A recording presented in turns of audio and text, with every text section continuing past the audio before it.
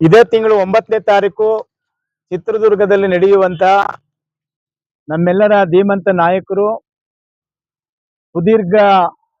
ಸುದೀರ್ಘವಾಗಿ 50 ವರ್ಷಗಳ ಕಾಲ ಭಾರತೀಯ ಜನತಾ ಪಾರ್ಟಿಯನ್ನ ಕಟ್ಟಿ ದಕ್ಷಿಣ ಭಾರತದಲ್ಲಿ ಭಾರತೀಯ ಜನತಾ ಪಾರ್ಟಿ ಅಧಿಕಾರಕ್ಕೆ ಬರಲಿಕ್ಕೆ ಮೂಲ ಕಾರಣಕರ್ತರಾದಂತ ನಮ್ಮೆಲ್ಲರ ನಾಯಕರು, ರೈತ ನಾಯಕರು, ದೀನ ದಲಿತರ ಬಂಧು, ಈ ರಾಜ್ಯದಲ್ಲಿ ಅಭಿವೃದ್ಧಿ ಮಾಡಲಿಕ್ಕೆ ಪಣವನ್ನ ತೊಟ್ಟಂತ ಮತ್ತು ಬಗರುಕಂ ಚಳುವಳಿ ಹೋರಾಟವನ್ನ ಪ್ರಾರಂಭ ಮಾಡಿ ಈ ರಾಜ್ಯದಲ್ಲಿ ಲಕ್ಷಾಂತರ ಜನರಿಗೆ ಭೂಮಿಯನ್ನು ಕೊಡಿಸುವಂತ ಮತ್ತೆ ಹೆಣ್ಣು ಮಕ್ಕಳಿಗೆ ಸೈಕಲ್ನ ವಿತರಣೆ ಮಾಡುವುದರ ಮೂಲಕ ವಿಧವಾ ವೇತನ, ವೃದ್ಧಾಪ್ಯ ವೇತನ ಮತ್ತೆ ಎಲ್ಲ ಅಭಿವೃದ್ಧಿ ಕೆಲಸ ಕಾರ್ಯಗಳಿಗೆ ನಾಂದಿಯಾಗಿ ಕೆಲಸವನ್ನ ಮಾಡಿ ಈ ರಾಜ್ಯದಲ್ಲಿ ಮತ್ತೊಬ್ಬ ರಾಜಕಾರಣಿ ಅವರಂಗೆ ಹುಟ್ಟಿ ಬರಲಿಕ್ಕೆ ಸಾಧ್ಯ ಇಲ್ಲ ಅಂತ ಮಹಾನ್ ನಾಯಕ ಯಡಿಯೂರಪ್ಪಾಜಿಯವರ 50ನೇ ಅಭಿಮಾನೋತ್ಸವ ಕಾರ್ಯಕ್ರಮವನ್ನ ಪಕ್ಷಾತೀತವಾಗಿ ನಾವೆಲ್ಲರೂ ಸೇರಿ ಚಿತ್ರದುರ್ಗದಲ್ಲಿ 9ನೇ ತಾರೀಕು ಮಾಡ್ತಾ ಇದ್ದೇವೆ.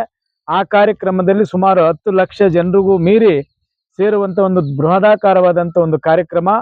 ಆ ಕಾರ್ಯಕ್ರಮಕ್ಕೆ ನಮ್ಮ ಕ್ಷೇತ್ರದಲ್ಲೂ ಕೂಡ ನಮ್ಮ 2 ಮಂಡಲ ಅಧ್ಯಕ್ಷರುಗಳು, ಪದಾಧಿಕಾರಿಗಳು, ಕಾರ್ಯಕರ್ತರು ಮತ್ತೆ ನಗರಸಭೆಯ ಸದಸ್ಯರುಗಳು, ಮುಖಂಡರುಗಳು ಎಲ್ಲರೂ ಸೇರಿ 100ಕ್ಕೂ ಹೆಚ್ಚು ವಾಹನಗಳ ಮೂಲಕ ಅಲ್ಲಿಗೆ ತೆರಳುವಂತ ನಿರ್ಣಯವನ್ನ ಇವತ್ತಿನ ಸಭೆಯಲ್ಲಿ ನಾವೆಲ್ಲರೂ ಕೂಡ ಮಾಡಿದ್ದೇವೆ. ಈ ಕಾರ್ಯಕ್ರಮದಲ್ಲಿ ಭಾಗವಹಿಸಿದಂತ ಎಲ್ಲ ಪ್ರಮುಖರು ಸ್ವತಃ ತಾನಾಗಿ ನಾವೆಲ್ಲರೂ ಕೂಡ ಈ ಕಾರ್ಯಕ್ರಮಕ್ಕೆ ಹೋಗಬೇಕು, ಕಾರ್ಯಕ್ರಮವನ್ನ ಯಶಸ್ವಿಗೊಳಿಸಬೇಕು. ಇದು ನಮ್ಮ ನಾಯಕರು, ನಮ್ಮೆಲ್ಲರ ನಾಯಕರು, ಅವರಿಂದ ಇವತ್ತು ಭಾರತೀಯ ಜನತಾ ಪಾರ್ಟಿ ರಾಜ್ಯದಲ್ಲಿ ಇಷ್ಟು ದೊಡ್ಡ ಪ್ರಮಾಣದಲ್ಲಿ ಆಗಲಿಕ್ಕೆ ಸಾಧ್ಯ ಆಗಿದೆ.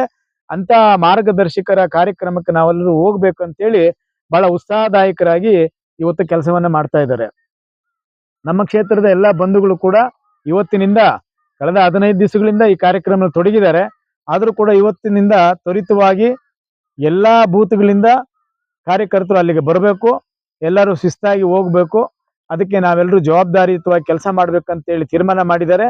ಆ ಹಿನ್ನೆಲೆಯಲ್ಲಿ ನಮ್ಮೆಲ್ಲ ಮುಖಂಡರುಗಳಿಗೆ ನಾನು ಈ ಸಂದರ್ಭದಲ್ಲಿ ಅಭಿನಂದನೆಗಳನ್ನ ಸಲ್ಲಿಸ್ತೇನೆ. ಈ ಕಾರ್ಯಕ್ರಮ ಯಶಸ್ವಿ ಆಗಬೇಕು, ಅಲ್ಲಿ ನಡೀತಕ್ಕಂತ ಕಾರ್ಯಕ್ರಮದ ಪಾಲು ನಮ್ಮದು ಇರಬೇಕು ಅನ್ನುವಂತ ರೀತಿಯಲ್ಲಿ ತೀರ್ಮಾನ ಮಾಡಿದ್ದೇವೆ. ಈ ಗಡಿಭಾಗದಲ್ಲಿರ್ತಕ್ಕಂಥ KGF ವಿಧಾನಸಭಾ ಕ್ಷೇತ್ರದ ಎಲ್ಲ ನಮ್ಮ ಕಾರ್ಯಕರ್ತರು, ಮುಖಂಡರುಗಳು ಎಲ್ಲರೂ ಸೇರಿ ಆ ಕಾರ್ಯಕ್ರಮಕ್ಕೆ ಹೊರಡ್ತಾ ಇದ್ದೇವೆ. ನಾವು ಹೋಗ್ತಾ ಇದ್ದೇವೆ, ನೀವು ಬನ್ನಿ ಅನ್ನುವಂತ ಕರೆಯನ್ನು ಕೊಡುವುದರ ಮೂಲಕ ಈ ಕಾರ್ಯಕ್ರಮವನ್ನ ಪ್ರಾರಂಭ ಮಾಡಿದ್ದೇವೆ. 16ನೇ ತಾರೀಕು ಬಂದಂತ ಚುನಾವಣೆಯ ಫಲಿತಾಂಶ ಇಡೀ ದೇಶ ಮತ್ತೊಂದು ಸಾರಿ ಚುನಾವಣೆಯಲ್ಲಿ ಗೆದ್ದಿದೆ ಅನ್ನುವಂತ ಖುಷಿ, ಆನಂದ ನಮ್ಗೆಲ್ಲರಿಗೂ ಇದೆ. ವಿಶೇಷವಾಗಿ ಪಶ್ಚಿಮ ಬಂಗಾಳದಲ್ಲಿ ಆಡಳಿತ ಹೇಗೆ ಮಾಡ್ತಾ ಇದ್ರು ಅನ್ನೋಂಥದ್ದನ್ನ ನಾವೆಲ್ಲರೂ ಕೂಡ ನೋಡಿದ್ದೇವೆ. ಅಲ್ಲಿ ಕಾನೂನೇ ಇರಲಿಲ್ಲ, ಒಂದು ರೀತಿ ಹಿಟ್ಲರ್ ಅಧಿಕಾರ ನಡೀತಾ ಇತ್ತು. ಮಮತಾ ಬ್ಯಾನರ್ಜಿಯವರು ಏನ್ ಹೇಳ್ತಾರೋ ಅದು ನಡಿಬೇಕು, ಇಲ್ಲ ಅಂತ ಹೇಳಿದ್ರೆ ಅಲ್ಲಿ ಯಾರು ಕೂಡ ಜೀವಂತವಾಗಿ ಇರ್ತಾ ಇರ್ಲಿಲ್ಲ. ಎಷ್ಟೋ ಸಾವಿರಾರು ಜನ ಹೆಣ್ಣು ಮಕ್ಕಳು ಅತ್ಯಾಚಾರ ಕಣ್ಣು ಮುಂದೆ ನಡೆದ್ರೂ ಕೂಡ ಅದನ್ನ ಯಾವುದೇ ರೀತಿ ಇಲ್ಲಿವರೆಗೂ ಕೂಡ ಆ ಕುಟುಂಬಗಳಿಗೆ ನ್ಯಾಯ ಸಿಕ್ಕಿಲ್ಲ. ಕೊಲೆಗಳು ಎಷ್ಟೇ ನಡೆದ್ರೂ ಕೂಡ ಆ ಕುಟುಂಬಗಳಿಗೆ ನ್ಯಾಯ ಸಿಕ್ಲಿಲ್ಲ. ಈ ರೀತಿ ನಡೀತಕ್ಕಂತ ಒಂದು ಅನೈತಿಕ ಅಂತ ಹೇಳಿದ್ರೆ ತಪ್ಪಾಗಲಾರದು, ಕಾನೂನು ವಿರುದ್ಧವಾಗಿ ನಡೆದುಕೊಂಡು ಬಂದಂತ 15 ವರ್ಷಗಳ ಆ ಅವಧಿ ಏನಿತ್ತು ಅದಕ್ಕೆ ಮೊನ್ನೆ ತಾನೇ ಆ ರಾಜ್ಯದ ಜನರು ತಿಲಾಂಜಲಿಯನ್ನ ಆಡಿದ್ದಾರೆ. ಅದಕ್ಕೆ ಮುಕ್ತವಾದ ವಾತಾವರಣ ನಮ್ಗೆ ಬೇಕು. ಮೋದಿಯವರು ಮತ್ತೆ ಅಮಿತ್ ಶಾ ಜಿಯವರ ಈ ದೇಶದಲ್ಲಿ ನಡೀತಕ್ಕಂತ ಅಧಿಕಾರ ನಮ್ಮ ರಾಜ್ಯದಲ್ಲೂ ಇರಬೇಕು. ಈ ನಮ್ಮ ರಾಜ್ಯ ಭಾರತಕ್ಕೆ ಸೇರಿದಂಥದ್ದು.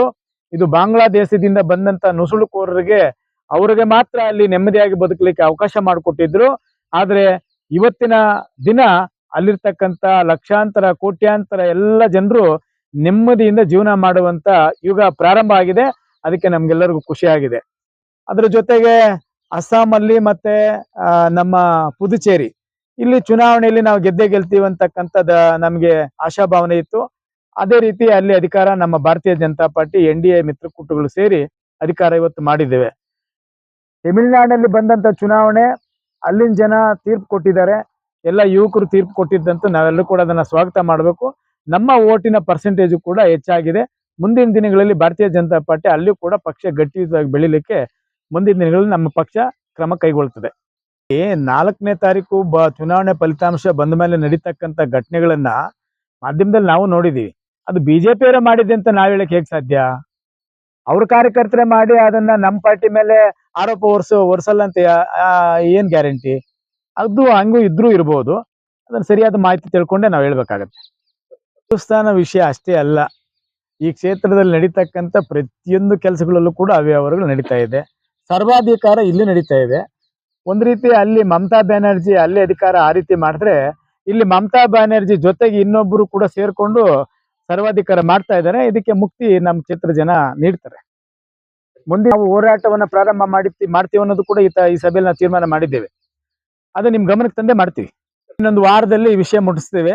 ಯಾವ ದಿನಾಂಕ, ಎಲ್ಲಿ ಮಾಡ್ತೀವಿ ಅನ್ನೋದ್ರ ಬಗ್ಗೆ, ಯಾವ ವಿಷಯವನ್ನ ಎತ್ಕೊಂಡು ಮಾಡ್ತೀವಿ ಅನ್ನೋದ್ರ ಬಗ್ಗೆ ಎಲ್ಲ ವಿಷಯಗಳು ನಿಮ್ಗೆ ತಿಳಿಸಲಿ. ಮೂಲಭೂತ ಸೌಕರ್ಯಗಳು ಏನ್ ದೊರಕಬೇಕಾಗಿತ್ತು ಜನರಿಗೆ, ಅವು ಯಾವುದೂ ಸಿಗ್ತಾ ಇಲ್ಲ. ಕೇವಲ ವಸೂಲಿ ಆಗ್ತದೆ ಬಿಟ್ರೆ ಬೇರೆ ಏನು ಜನರು ನೆಮ್ಮದಿಯಾಗಿ ಬದುಕ್ತಾ ಇಲ್ಲ ನಮ್ಮ ಕ್ಷೇತ್ರದಲ್ಲಿ. ಅದ್ರೆಲ್ಲರ ವಿರುದ್ಧವಾಗಿ ನಾವು ಪ್ರತಿಭಟನೆ ಮಾಡ್ತೀವಿ.